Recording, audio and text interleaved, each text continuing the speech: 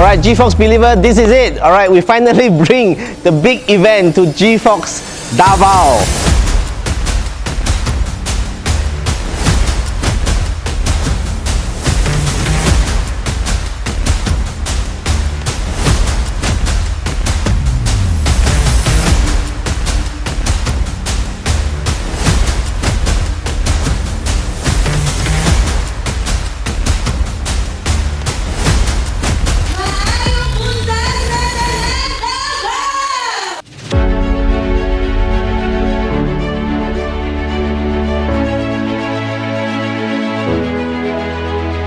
Good day, believers! We are very excited to welcome you sa first ever GFox Sizzle dito sa Davao.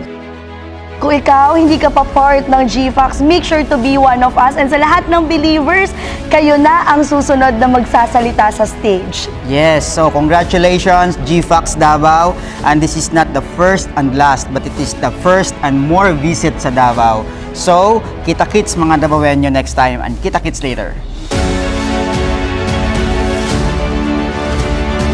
Finally, nandito na tayo sa Davao para gawin ang ating first ever biggest event dito sa Davao City, no? Ang ating GFox Davao Sizzle. Kaya marami na naman tayong believers na mamomotivate at syempre may inspired. Kaya ikaw, kung di ka pa kasali sa ating GFox business, sumali ka na. See you soon, believers!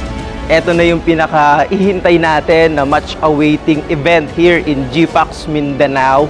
So we are very excited to share our life-changing testimonial sa inyo. Kung nagawa namin, kayang-kaya nyo rin. So be part of it and just do it. Together, we can make our dreams happen.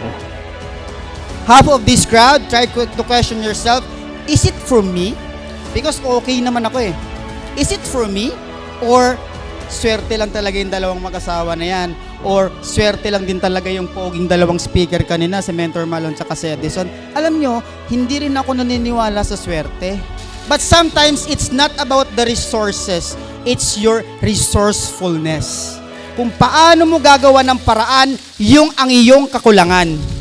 This is a very challenging kind of business because kinukumbinsi natin ang mga tao na mabago pa ang kanilang mga buhay. Tama po ba? Hindi po sa pagbebenta ng placenta ang negosyo natin. Ang negosyo ho natin is kumbinsihin po ang mga tao na pwede pang mabago ang buhay nila, and at the same time, pwede rin silang magkaroon ng legacy. Wala akong magulang na negosyante, wala akong kamag-anak na negosyante, wala akong kakilala na mayaman, pero may pangarap ako. Welcome to GFox Davao Sizzle event. Grabe, nakakatuwa. This is the very first time na magkakaroon ng ng ganitong event, no? So after 3 years ng lockdown, so here we are again, no? Expanding the business here in Davao. So nakakatuwa lang dahil bukod sa maraming attendee, marami na rin tayo na-create na mga successful na entrepreneurs dito sa GFox. Who knows, baka ikaw ang susunod. So I'll see you and become part of GFox. Tsaga-tsaga lang, basta nasa isip ko, wala akong pakialam kahit nilalakad ko to, basta naniniwala ko kapag ginawa ko yung business na to, magbabago yung buhay ko.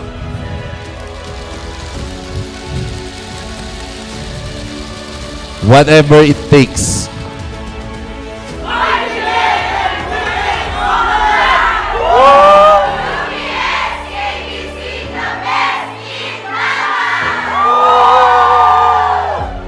This will be the very first Sizzle that we've done in Davao, and I believe this is the beginning of many more successful events to come.